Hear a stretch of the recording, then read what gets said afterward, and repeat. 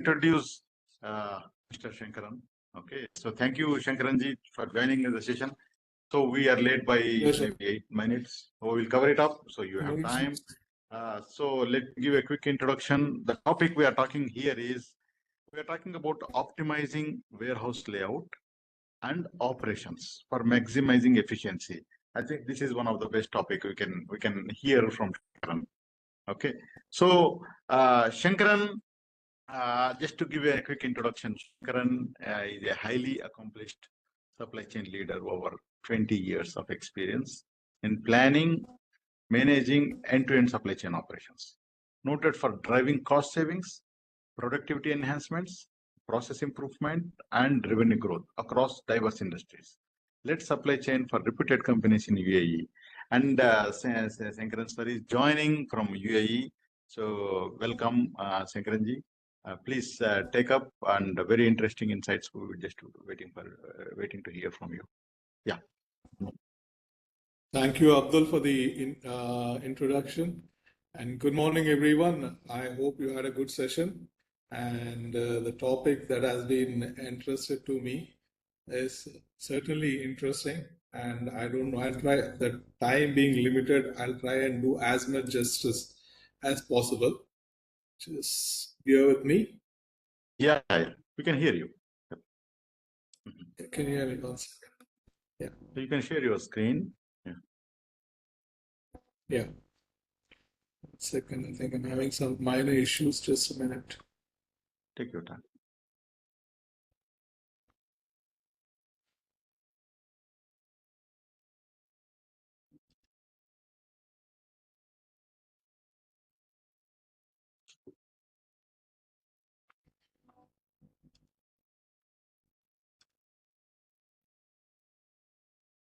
So you see the screen button, right? In the I'm just trying to see how I shared my PowerPoint. Share button in the bottom. So if you are logging in web or Google, I'm on Google. Yeah, web. I've logged in on web. okay.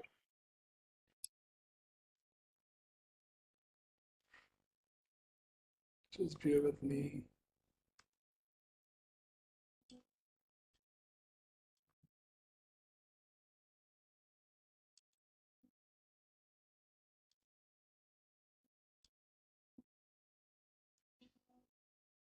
Yeah. Can you see my screen? Yes. Yep. Yes. Fantastic. Yeah. Please go ahead. Thank you.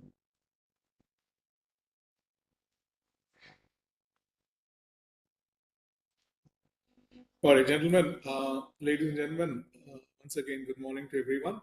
The topic that has been assigned to me is optimizing warehouse layout and operations for maximum efficiencies.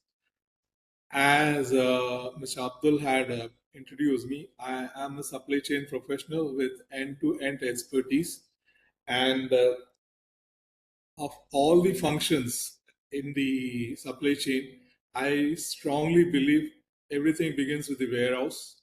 If we can organize your warehouse efficiently, it sets the tone for the business. Your entire, what you call, business efficiencies are driven by how you set up your warehouse. First, obviously, your working capital. To make sure the working capital is kept at optimum levels, it is paramount that we keep the warehouse efficient. When I say efficient, it starts with the layout and the right kind of storage solutions, MHEs, business processes. And even your business process, if you, I mean, people spend a fortune on the ERPs, and I've been in the industry for a reasonable period, and my observation is ERPs are generally underutilized. People spend a fortune on them, but then most of the time they're utilized as a glorified accounting package. They're seldom used as a ERP. And if in order to use it as a ERP, it all starts with your warehouse. Either it is in-house or third-party warehouse.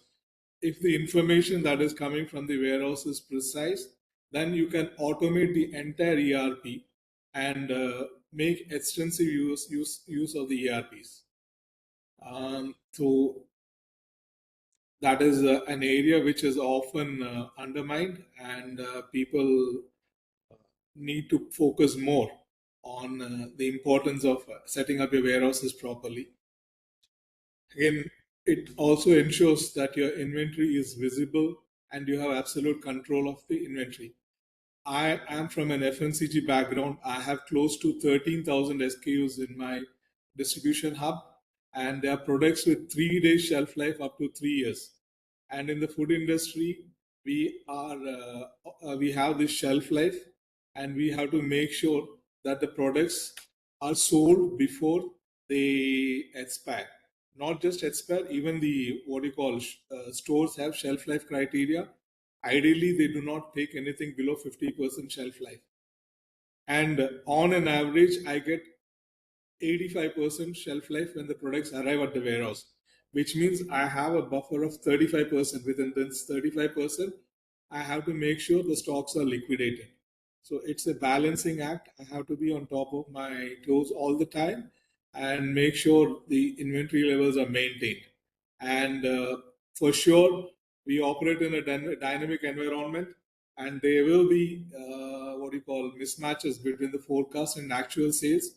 If you are managing your warehouse properly, you have absolute visibility on the movement of your stocks, SKUs, and we can trigger corrective actions to ensure you do not end up in unsold stock or expiries. Needless to mention, service level and customer satisfaction. If your product gets the right product at the right quantity and the right time, he has a different level of experience and he remains loyal to you. And not only that, they also become your referral. When your customer refers you to a third party, that has more credibility than a salesperson going and talking on behalf of your company. And not to mention bottom line contributions. When you manage your warehouse properly, you can ensure that your operational costs, your inventory carrying costs, everything is brought down, and it enhances your business efficiencies. And last is, it not only contributes to the bottom line, it actually drives the top line. People do not, often overlook this. If, as I told you earlier, if you organize your warehouse properly and manage your stocks, your customer gets a different level of experience, and that ensures that they remain loyal to you, and they also refer you to third parties, and that has a better value in the market than the salesperson going and talking.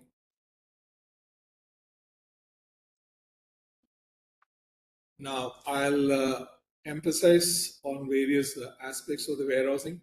First is the layout. It has to be industry specific. So there is nothing called ideal. It is all dependent on the industries that you operate in.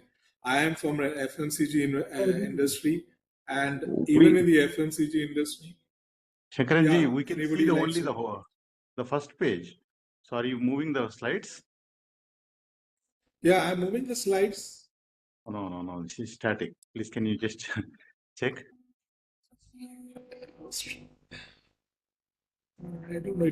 On my screen, it's showing slides are changing. Yeah, so probably you must have selected the PPT when you shared. You need to select the presentation mode of the PPT. Yeah, when you share it. Sorry, come in again. Are you able to see it now? No, we are still able to see the PPT slide. I mean, the Screen PPT share and then file. take your time. You can stop sharing. Just a minute.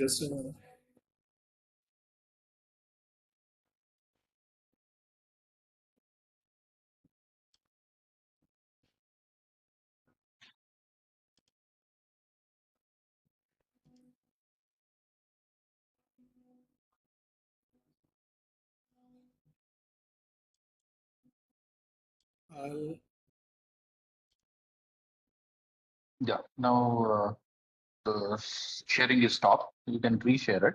But when you choose the file, choose the one which is in presentation mode.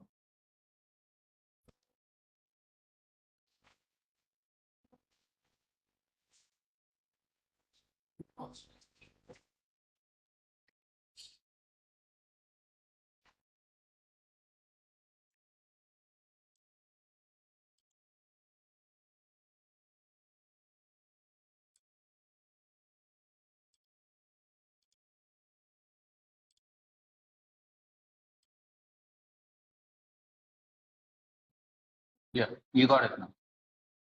You got it? Yes, importance of warehouse is the slide that we are looking at. Yeah, that's right. Okay, perfect.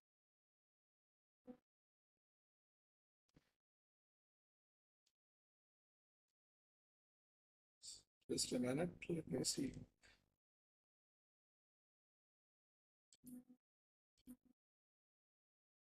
We can see it now. You can see it now. 1 second. Just change one and let us check. Change one slide. I'm trying to. That's what it was. I'm sorry, gentlemen. This is first, ladies and I'm using this app for the first time. So the glitches. And usually it is Zoom and Teams. So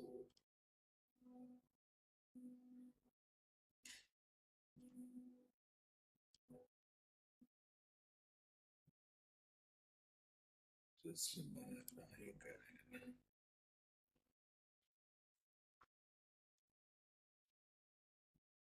You can. Can you see it now? No, it stopped sharing actually now. Okay. You can share in the normal presentation only, but it will be in a normal format. Yeah. I have to, what do you call, Deep, can you help? Yeah. So are we trying to share?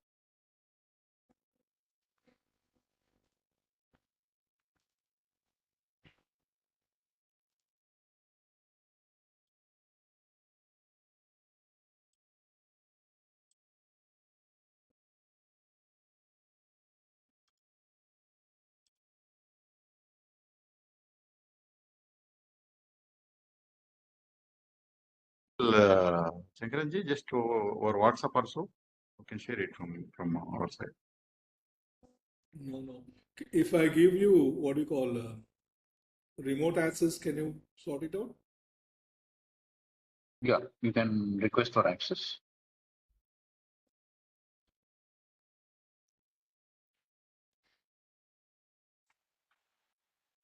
Are we there? Can you see me? Yeah. Can you see the Yeah. slide? Yeah. Has it moved? Yeah, Yes, it is it's moving. moving. Yeah, we can go ahead. Yep. Yes, please. It's moving right now. Yes. Exactly. Yeah, it's now in the layout. Yes. Industry specific. Okay. So that's right. So as I told, there is no one pill for all your ails. Every industry is unique and they have their own requirements. And as I told you, this is a very vast topic to be covered in 1 hour. I'll try to be as precise as possible. If you have any questions, please feel free to ask. Now, the layout has to be industry specific. I'm talking about FMCG industry. I had a business where we have 13,000 SKUs with 3 day shelf life. We import all the way from Japan and sell in this market and up to 3 years. We operate in the retail, food service, and e-commerce space. And the business is too dynamic, so I need to make sure we have solutions that facilitate the needs of the business.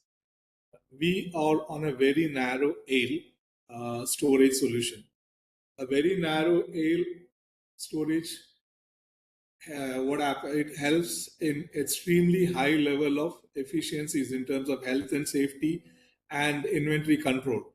But the operations will be slightly slower compared to a what do you call ale, where the ale width is 2.9 meters.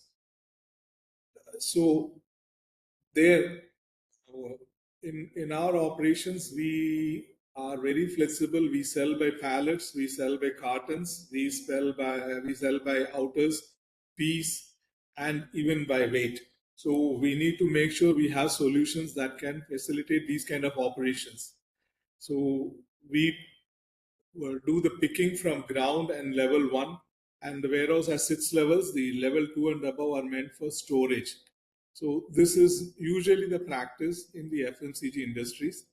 And again, as I told you, it's all industry specific. If your movements are by and large in pallets, you can go to selective rack layouts where your aisle width is 2.9 meters, and that gives you speed. But certainly, what you call in terms of the health and safety aspects or the other efficiencies, if you have to pick by pieces, loose pieces or outers and cases, VNA would be a preferred choice over a selective rack layout.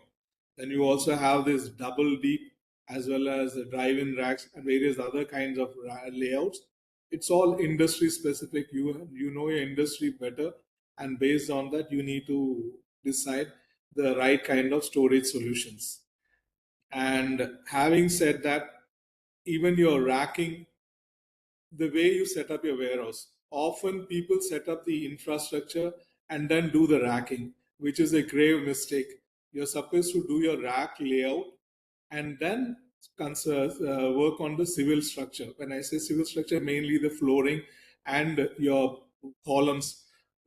If you finalize on the rack layout, the what you call consultant or the civil engineer will ensure the structure will facilitate the operations with minimum hazards. Otherwise, what happens is you will be having the columns coming in between your aisles, and it'll also lead to operational inconvenience. In a very narrow aisle, one more important point that you have to note to take notice: your floor. Your floor is the most critical component in a very narrow aisle environment. So when you do your rack layout first, you can do your floor layout thereafter. What happens is your aisles must be free from joints. If you have joints in your aisles, it will, over a period of time, give in and affect the operations. And in your VNAs cannot be operated properly, and you will have what you call serious operational challenges. So it is always recommended that once you have your basic plan, please make sure you have the rack layout and ensure the rack layout is factored into the plan, and make sure the floors are free. I mean, the aisles are free from any kinds of joints, and you don't have any obstructions in your aisles or passages. That is very important. Then again, the layout of your warehouse is also very important, especially if you are in a temperature controlled environment. You have to make sure that your cold stores, especially the freezer, is not exposed to extreme temperatures. It is a gradual transition. From your freezer, you move to your chiller. From your chiller, you'll move to your cold store loading areas. And the recommended temperature for the loading area is 10 degrees in cold stores, so that people can work comfortably and do the loading, unloading, quality controls. And what you call, once all that is done, then it goes to the respective storage areas. So this has multiple benefits. It not only drives thermal efficiencies, it also improves your energy efficiency, and most important, it is friendly for the people who operate in cold stores. A person who's operating in minus 18 and below temperatures doesn't have to step into extreme temperatures from there, which has adverse effects on his health. It's from minus 18 he'll move to +4, and from +4 they'll move to +10 degrees. So which is a gradual transition, and it is beneficial for their health.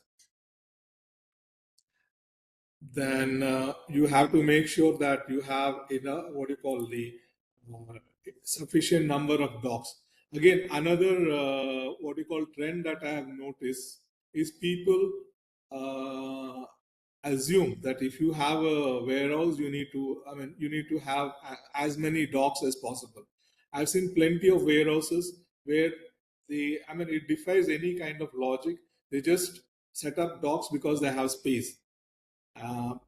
Ideally, you have to apply some signs when you are having the number of docks. If you are having a container with palletized cargo, nowadays it takes just 15 to 30 minutes. 15 minutes for a 20 feet container, 30 minutes for a 40 feet container to offload and do the putaways. And if you apply the mathematics in one dock in a 9-hour shift, you can see for yourself how many containers you can offload. For sure, there will be loose containers as well as palletized containers. So do the mathematics, and also the shift, how long you do your receiving or loading, unloading activities, and based on that, apply the mathematics, and what is the capacity of each dock, and what is the capacity of your warehouse. Based on that, you can plan for the number of docks. Don't unnecessarily what do I say? I would say if you can make better use of the money rather than setting up docks which would not be of significant use to the business. Again, the MHEs that you take also have to be industry specific. So if in our operations we have VNA machines and reach trucks, counterbalances, order pickers, and power pallets. Next is your layout has to be operations friendly. So you must have noticed these are docks. When you are setting up the docks, you have these wheel guides, which ensures the vehicles are aligned with the dock. Otherwise, what happens is the vehicles don't dock properly, and there is compromise in the thermal efficiencies, and it also leads to mishaps. So these kind of solutions help you in ensuring the vehicles are properly docked, and in a temperature controlled environment, it also promotes thermal efficiencies. Then your docks should have dock management systems, which helps in eliminating interaction between the drivers and the warehouse personnel. In our warehouse, the driver, once he docks the vehicle, everything is process driven. The moment the driver comes to the main gate, he is told which dock he is supposed to dock the trailer. And inside the warehouse, there is all this activity is already planned. People as well as MHEs are deployed for that task. So the driver comes and docks his trailer in the dock, and they do not have to interact with each other. There is a dock management system in place. Once the vehicle is docked, the shutter at the dock is open, the traffic light turns red. The driver is supposed to cut off the engine. He goes to the back office, hands over the documents. The receiving in the warehouse is entirely blind. They do not see, they do not have the packing list with them. Only they have a handle device which will show the PO number and the product. These guys have to physically count the product, capture the expiry dates, and comment on quality, if any. Once this information is captured, this is relayed to the backend, and this is validated against the documents that come with the shipment. If there is any discrepancy, that is reconfirmed, and if it is established, we do the debit note or credit note. That is how we ensure receiving accuracy. Once that is done, the put away is triggered, and every SKU is assigned a location. And our workforce, as I told you, we do not expect people to remember the products or recognize the products. They are only trained in the nomenclatures of the locations. So if they know how to read the locations which will be displayed on the handheld device, they know where the location is, they go and do the putaways. And your putaway, again, it could be a 1-level putaway or a 2-level putaway. if you are doing a pallet put away in a VNA environment, it will always be a 2-level put away.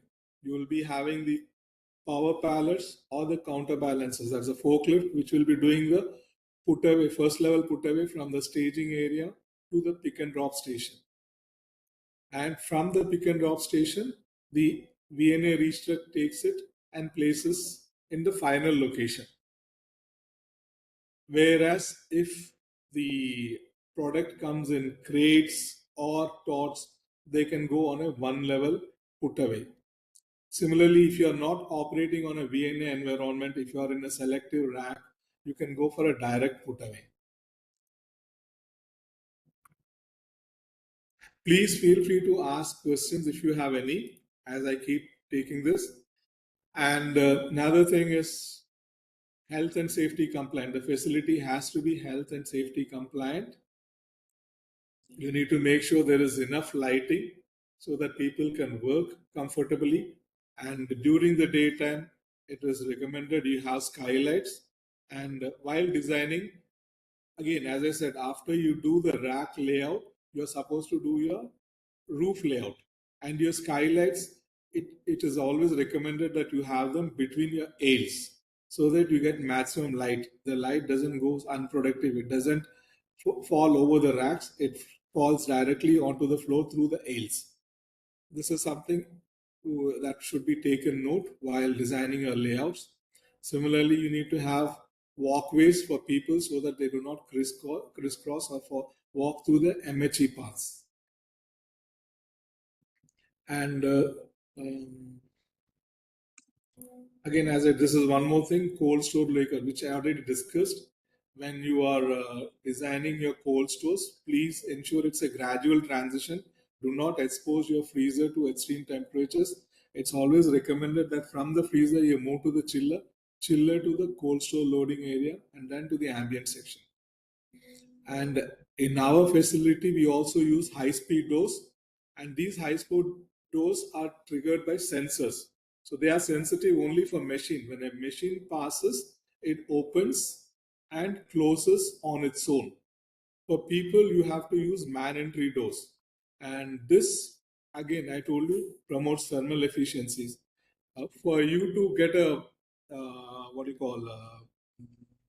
put it in a tangible perspective, I'll just give you an example. This facility that we are currently operating is about 125,000 square feet. And prior to this, we were operating in a 20,000 square feet facility. And over there, we were operating old school, and the refrigeration plant was also a freon based plant. And over here, we are having an ammonia plant, which is again more eco-friendly, thermal efficient, as well as energy efficient. And it's not just the plant, again, the layout, what I discussed earlier, how you set up your cold stores and how you set up the whole facility drives thermal efficiencies. Our energy bills earlier in a 20,000 square feet used to be in the range of 100,000 dirhams a month. And because of these efficiencies that I discussed just now, our current energy efficiencies are at, our electricity bill is at just about 100,000 dirhams a month. That is the, benefits that we are talking about if you plan your warehouse properly. And it's again a significant contribution to your bottom line. Now, again, in the cold store, you see this last picture. We use specialized equipment. This is a reach truck with a closed cabin, and it has a heater inside it, which means the operator can stay for long durations inside the cold store, because the temperature can be set. He keeps it at 22 degrees. He can wear a t-shirt and sit inside the cold store and manage the operations. So that also enhances productivity. And one more thing I'll tell you is this. I'll also like to highlight the salient features of this entire operations. This machine that you see here is controlled through sensors on the floor. The steering is locked. The aisle is only 1.65 meters wide. That is the narrowest it can get to in a manual environment. Anything narrower than this, as on today, has to be a fully automated environment. Correct. And a fully automated solution doesn't work for our business because our business is too dynamic. Fully automated solutions work when business is homogeneous. You pick a pallet and you do your what throughputs either through pallet or a case, or I mean uniform size of products. In my case, we pick by pallets, we pick by cartons, we pick by outers, by pieces, by weight. So as I told you, a fully automated solution does not help our costs. So this is the closest we can get to. And in when your what you call aisle width is only 1.65 meters, and this machine that you see is 1.55 meters wide, so your tolerance is very, very little. You have hardly 2 inches on either side. So if it has to be manually operated, this will lead to frequent incidents inside the warehouse. So it starts with your floor. Your floor has to be a special floor. This is what I said. A floor is the most critical component in a VNA environment. So you cannot have a regular floor. If you have a regular floor, the floor will be uneven. And when you operate a machine like this on a regular floor, it will tilt and it will damage the products. So you need smooth floors which are calibrated. And these are floors which are done by industry leaders. And on top of it, again, you need to make sure the vehicle is controlled inside the aisle. It cannot be steered by the operators. You have sensors in the middle, a circuit passing through, and with sensors that controls the steering of the machine. The operator only moves the machine backward and forward. He doesn't have to steer. The steering is locked. And once he's out of the aisle, he can steer the machine. And these machines are all programmed. So the operator doesn't have to select the rack level. He just or align the fork with the rack. He just has to select the rack level. The fork will go and stand at position itself at the respective level. They extract the pallet or place the pallet. So it not only drives precision into the operations, it is also eliminates any kinds of incidents. All the machines, we are operating in a high-risk environment. We've got 25 machines inside this 125,000 square feet facility, and we have very stringent processes in place. All these machines are controlled. Every user has a user ID, so we do not allow any Tom, Dick, and Harry to operate the machines. Only authorized personnel are given access to the machines, and every person has a unique ID. He has to enter his ID to access the machines. And based on the user profile, we can also define the parameters. If somebody is driving aggressively or new to the machine, the speed limit can be set for that person. So when he enters his credential, the system will not allow him to drive beyond the speed that is defined for him. And again, since we have stringent processes in place and the facility is 8 years old, touch wood, we do not have a single incident till date, and we have the highest rating for health and safety by Dubai municipality. Perfect. So, Shankaranji, there is a question. Maybe you can just take it. So Abdul Khuddus is asking, which system connecting identifying HU with rack location? Sorry, come in again. I didn't understand. Which system connecting identifying HU with rack location? It's SAP. We are working on SAP. The entire warehouse is mapped in this in the WMS, and it's fully barcoded and networked. So every location is mapped into the system. So when we receive a product, it is scanned, and the system triggers the location for the product. So the the warehouse staff, they go to the respective locations, scan the location to confirm it's the right location, and then they place the product there. Is that answer your question, Mr. Abdul Qudus? Yes, yes. Thank you for answering. I totally understand. Yes. Thank you. Please, Shankaranji, please carry on. Yeah, please feel free to ask as many questions if I have not touched, because this is a very vast. We have quite a few warehousing professionals online. Okay, so they're So waiting. if- Yeah, you may just. Okay. And again, see, the rack engineering is again a subject which one should appreciate.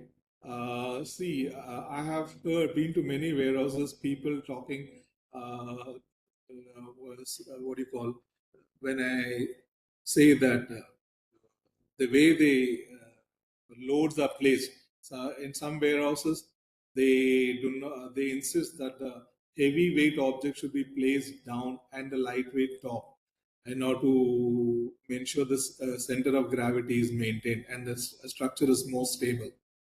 But trust me, if your racks are properly engineered, you don't have to do that. If you do those things, it compromises your operational efficiencies.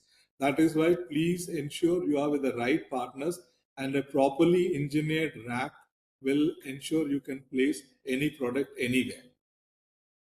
In our case, we have gone for the best specifications, and we have the liberty to store any load at any place. Yeah. And these uprights that you see are all galvanized. So when you have a galvanized upright, unlike a painted upright, this, if at all there is, I mean, it doesn't rust easily. If you have a painted, uprights, and you operate in a temperature controlled environment, there will be humidity and it could lead to rust. Okay. Whereas So if we you are have in a slide number 7, just in case, sir. So we are in slide number 7, right? I'm talking to the, if you refer to the last picture, Okay. that is the rack, you see it's metal colored uprights. And those are all galvanized uprights. That is the advantage of having a galvanized upright over a steel upright, painted upright. Usually you'll find blue color uprights, which over a period of time rust if they are in a temperature controlled environment. And then one more thing, you must have noticed this yellow bollards near the high-speed doors. Again, as I told you, in a VNA environment, your floor is the most critical component. So these bollards are barriers. Normally, you find metal in other warehouses. When you have a metal bollard or a barrier, in the unlikely event of an impact, your floor gets damaged. The machine also gets damaged and the bollard also gets damaged. In our case, this is fiber. So in the unlikely event of an impact, the bollard is a fiber. It absorbs the impact and the floor is secured, the machine is secured, and the bollard is also secured. So these are some new developments in the industry. So, and I would strongly recommend using them in places where your floor is very sensitive. Again, nowadays, people talk a lot about sustainability, and people associate sustainability with ESG. Whereas in our business, sustainability is a necessity, it drives efficiency. Some of the initiatives that we have taken is we have gone for an ammonia-based plant, refrigeration plant.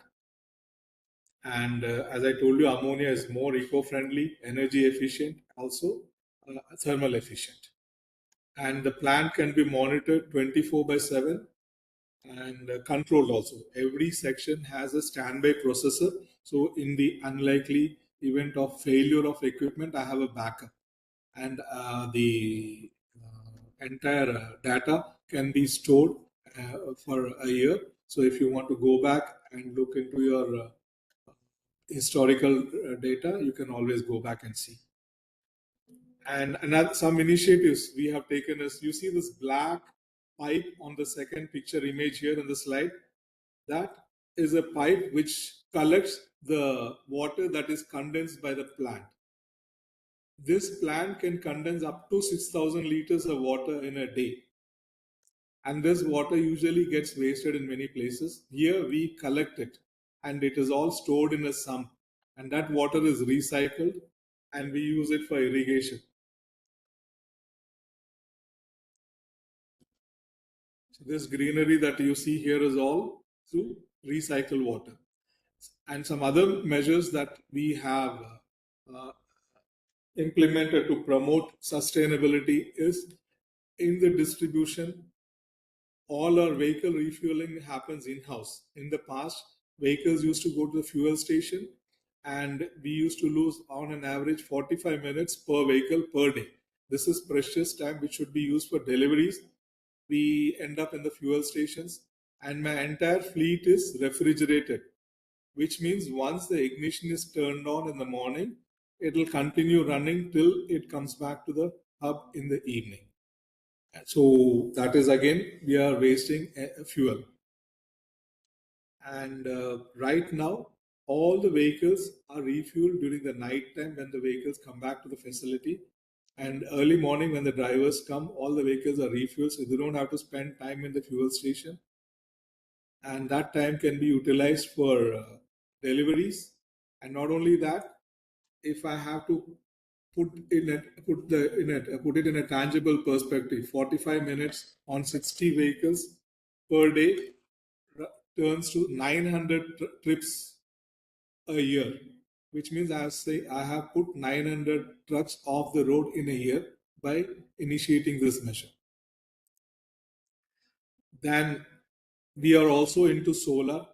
We are currently setting up a solar plant on the rooftop, which will contribute 40%. We could have gone for a net zero, but the policies have changed in the recent past. They do not allow us to go exceed beyond 35% of the assigned load.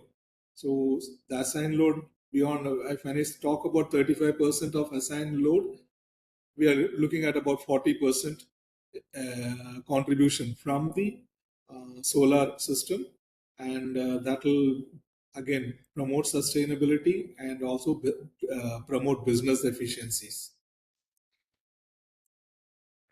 Then again, your operations, the MHEs, when you are operating the MHEs, you have to utilize them efficiently.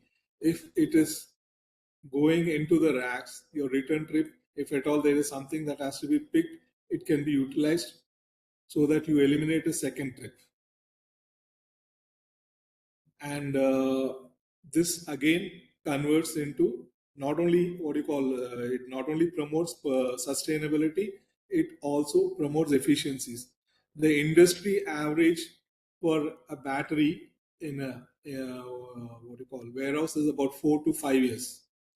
We are into the 8th year. We have not changed a single battery in our hub. We've got 25 machines and not a single battery has been changed till date because of efficient use. Whenever the battery level drops, charge level drops below 20%, we replace it with a recharged battery and make sure we maintain a logbook to ensure the batteries are properly rotated. And the results are there to speak. Then again, the lighting inside the warehouse is completely on LEDs. Again, when I say LEDs, if I go back to the previous slide, this slide, you will see these are not the typical lights which you see in regular warehouses. Regular warehouses, you have doom lights. These are luminaires, which are specifically made for these kind of applications. They focus straight on the floor. They are not scattered above the racks. There is no unproductive light. Normally in warehouse, you find doom lights, which has a lot of unproductive light. They get scattered over the racks, which is of no use. Over here, these are tailor-made for these applications. They focus straight on the floor, and again the shade is daylight. So during the night also, it's a daylight shade, and I have minimum 350 lux level across the entire facility.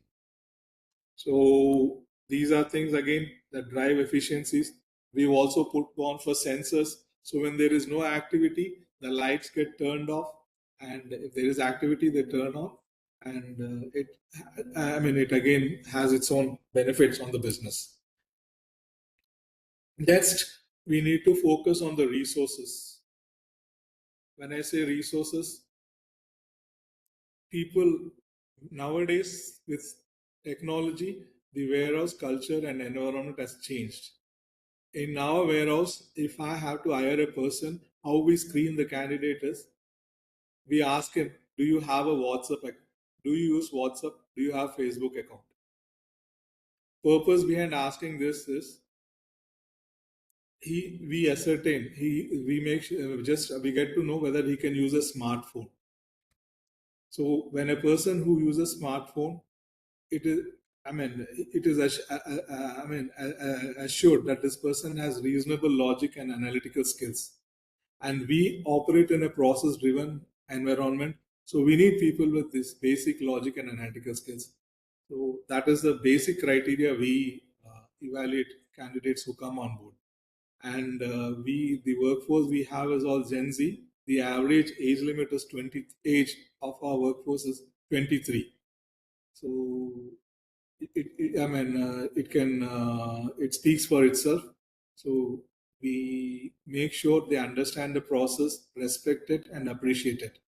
And the results are there to speak. So they know we have exceptionally high level of inventory accuracy, and in terms of health and safety also, since these people are,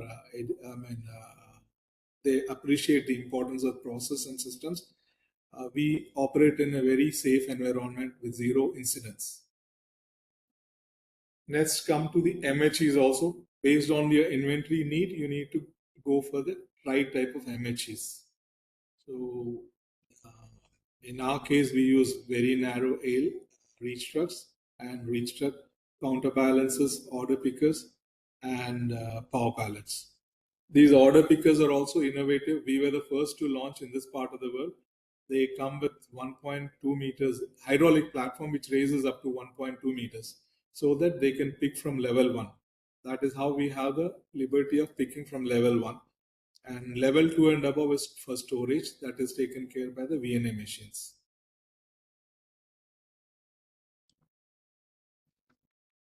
Now, setting up a warehouse is one part of it. It takes care of the hardware, and you are having a very state-of-art warehouse, which you can take pride in being associated with. But if it has to deliver, you need to make sure you have a proper business process.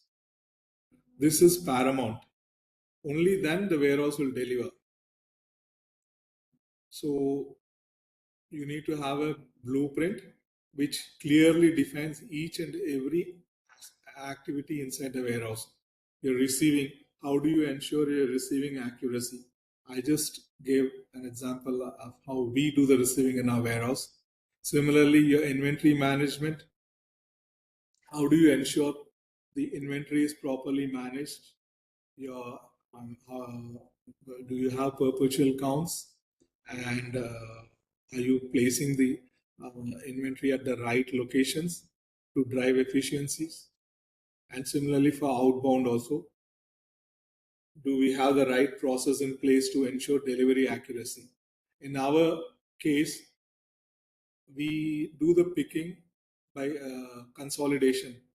So we have different routes. So we consolidate the pick list as per the route. We go and pick the items, get it to the preparation area. We have checkout counters over there. The orders are validated for the product, quantity, and shelf life also. We also capture the expiry date to make sure the customer gets the right product with the right quantity and the right shelf life. So the efficiencies that we are talking of are exceptionally high, and this is how we have our outbound process. And once the order is picked and packed, they are labeled and the loads are configured and put in designated staging areas. And this is again mapped into the system. So next day morning when the delivery crew comes, they just have to select their respective route, and it shows the load for that route and the places where they are kept. They have to go to the respective locations, scan the location to confirm it is the right location, and then go to the respective dock. The vehicle also will be having a barcode they're supposed to scan the barcode to make sure the load is going into the right vehicle.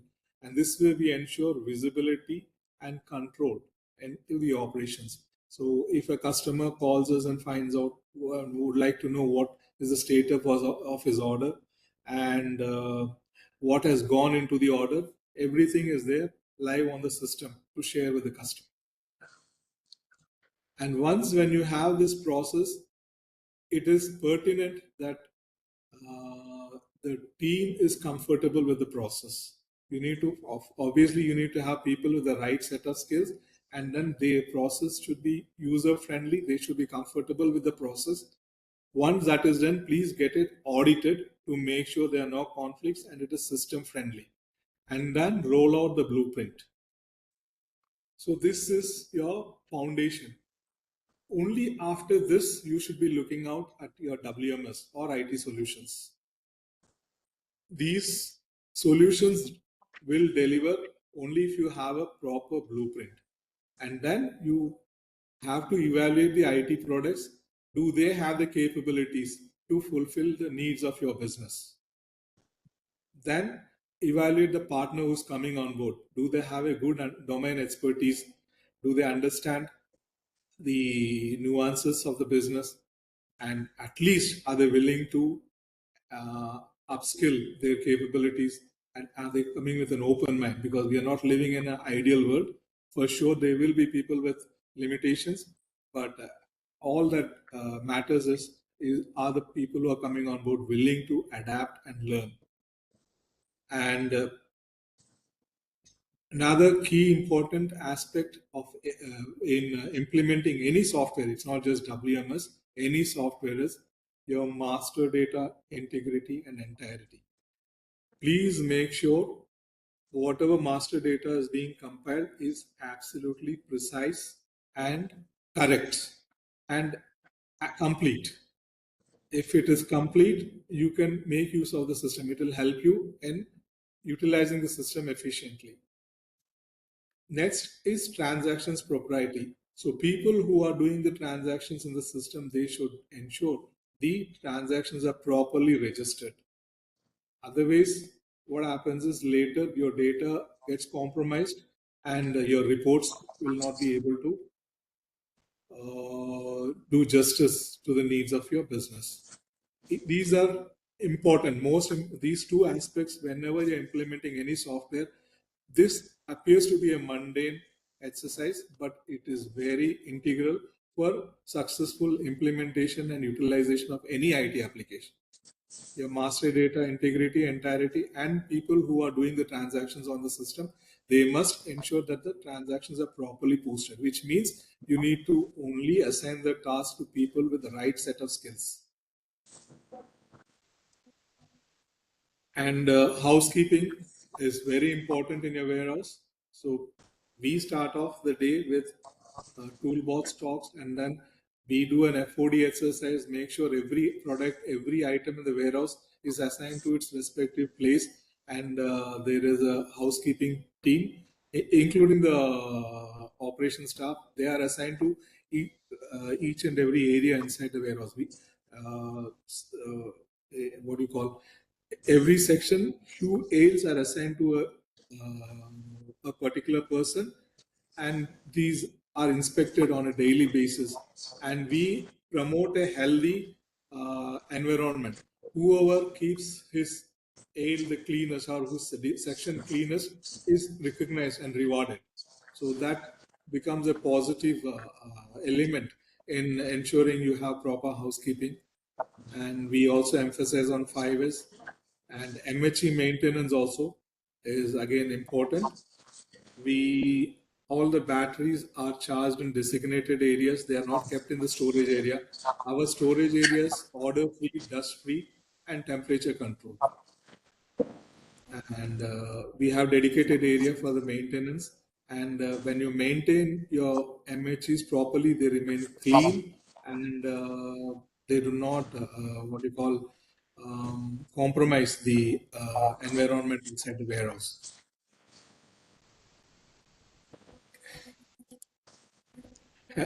Health and safety, again, as I said, is important. We have to make sure that people do not compromise on health and safety. Any incident can be catastrophic inside the warehouse. So please make sure people are properly trained and they adhere to the do's and don'ts inside the warehouse. When you are designing, your walkways should not be coming in the way of the MHEs, and traffic regulations inside the warehouse as well as outside. Inside it is for MHEs. Whenever there are any blind areas, they are supposed to stop the machine and make sure the passage is free and then enter. And similarly, we do not. The only machine that can be reversed inside the ale in our environment is a VNA machine. No other machine can be reversed. And this is religious. If we find anybody reversing MHE, which is other than a what you call VNA machine, they are held accountable. And similarly, outside the warehouse, we have to abide by the traffic rules and speed limits. Whenever a vehicle is docked, it has to be docked under supervision. And you have to make sure there are wheel guides to ensure the truck is aligned with the dock. Sustainability, again, this I told you, in our business, sustainability drives efficiency. It's more than ESG for us. So it starts with the refrigeration plant. We use an ammonia-based plant, which again is eco-friendly and thermal efficient. The layout I've told you, and also high-speed doors. High-speed doors, again, we are the first to use panel doors for freezer applications. In this slide, you'll see this picture in the middle. This is a panel door, which we use for our freezer. Usually people use the door on the left side, which is a fabric curtain. Fabric curtain is not as efficient as a panel door. Panel door is more efficient and what you call it, also drives thermal efficiencies and promotes energy efficiency.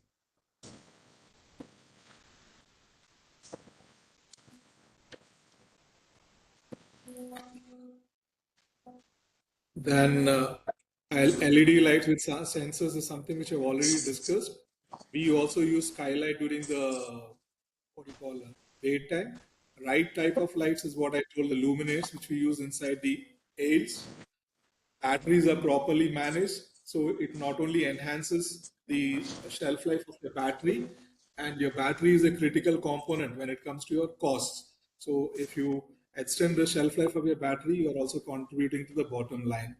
And then we emphasize on the 3 R's: reduce wastage, reuse, and recycle. And then I've shown you the images of greenery. We do a lot of, we assign about 1,500 square meters of landscape is assigned for greenery inside the facility. And that is our contribution to the environment. And finally, these are our credentials. We are a ISO 22000 certified company by Bureau Veritas, HACCP by Bureau Veritas. The green A is for health and safety by Dubai Municipality. This is the highest rating by Dubai Municipality. Now, the beauty of this credentials is we have not engaged any consultant to get this ISO certification or the green A rating. Bureau Veritas came and audited our process and facility, and they gave us this certifications. Interesting. And I think with the time, I have covered maximum points. If you have any questions, the floor is open. I would be more than happy to discuss. We are running late by 10 minutes, so can take a couple of questions. Let me just see the chat. So especially see warehouse management. Yeah, there are two things. One is a very organized warehousing like yours. Very interesting insights. So what is your advice for the third-party logistics warehouse, like upcoming warehouses like in India or Middle East? So like top 3 advice for the warehouse owners or 3PL operators. So what is it you would like to advise, Shankaranji? See, first and foremost, you need to have a right kind of layout, and which ensures inventory visibility to your customers. For when you're offering 3PL services, the customer relies on you for their working capital management. So we have to provide inventory visibility. They should have complete exposure to their inventory, which are the fast moving SKUs, which is slow moving, which is dead inventory, and it gives them the complete exposure, and they can adopt a proactive approach to the business so that they can trigger corrective actions well ahead of time, and they are not caught by surprise. And next is your throughput time inside the warehouse. Obviously, you have to make sure that you fulfill the activities as quickly as possible, whether it is receiving or the dispatches. So your process should be defined and set in such a manner that your throughput can be achieved in minimum time possible. And last is how flexible you are as a 3PL provider.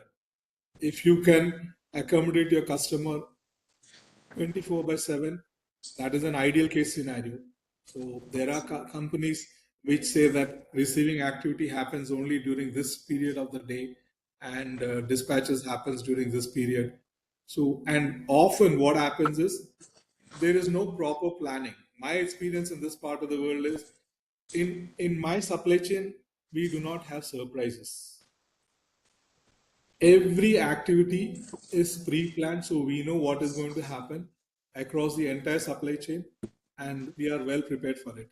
But I have seen many businesses here which are often caught off guard. There is a vehicle that comes to the store or the warehouse, and the receiving guy is at loss because he has not planned for the activity. We go to stores, we operate in the retail trade, they have large warehouses, and basic things like planning the receiving for the day. People have to interact with each other and plan their activities. If I am operating a store or a warehouse and I know my receiving capacity for the day is 100 containers, I should ensure that I get only 100 containers for the day. And when I have those 100 containers, I have to schedule it across the timeline. If I'm operating a 10-hour shift, so I'm talking about 10 containers an hour. So you have to put your slots and share with your customers, and then the customers will plan it out accordingly. But often there is no interaction and people take things for granted, and that leads to all kinds of uncertainties in operations. Perfect, sir. Perfect. So visibility, then the speed of your operations, the flexibility. Yeah. That is something very quite interesting. Yeah, and discipline. So you need to have a plan so that you set the right expectations for your customers. Exactly. Then, perfect, sir. Housekeeping is also equally important. Your customer would like to see that the products are stored and managed in the right manner. Perfect, perfect. Perfect, sir. Thank you very much. Yeah, any questions? I know. All right. So, due to lack of the constraint, time constraint, we will definitely would like to post questions online, okay, offline, Shankaranji. We'll be happy to get your support, because I know we have quite a few warehousing executives attending the event today. I know them. Okay, they must have questions, and then we'll post you and get your support for them in whatever way. Certainly, it could be a layout or process or system or whatever. So thank you, Shankaranji, for joining. It's a fantastic session. I really learned a lot, especially about the technology of warehouse layout. Yeah, fantastic. Thank you very much. Thank you very much. Thank you, ladies and gentlemen. It was a pleasure.